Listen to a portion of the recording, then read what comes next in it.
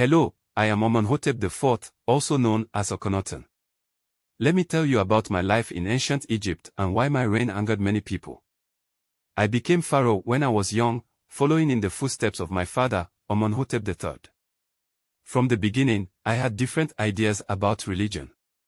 Instead of worshipping many gods like our ancestors did, I believed in worshipping just one god, the sun disk called Aten.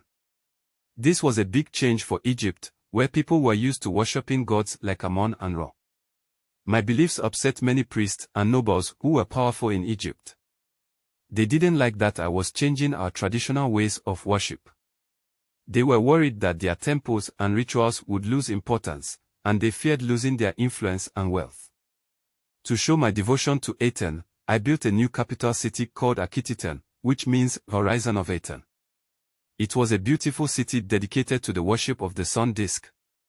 This move angered people because it meant leaving the old capital of Thebes, where the traditional gods were worshipped.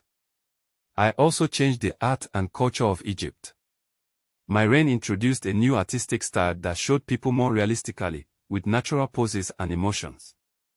This was a departure from the stiff and formal art of earlier pharaohs. Some people appreciated this new style, but others saw it as a break from Egypt's long artistic traditions. During my reign, I focused on Aten and worked to spread the belief in one god throughout Egypt. I closed temples dedicated to other gods and redirected resources to worshipping Aten. This angered priests and worshippers of the traditional gods, who felt their beliefs were under attack. My wife, Queen Nefertiti, supported me in my beliefs and was a powerful figure in my court. Together, we tried to reshape Egypt's religion and culture. However, our changes were not universally accepted, and many people resisted them. In the end, my reign as Akhenaten was controversial and divisive.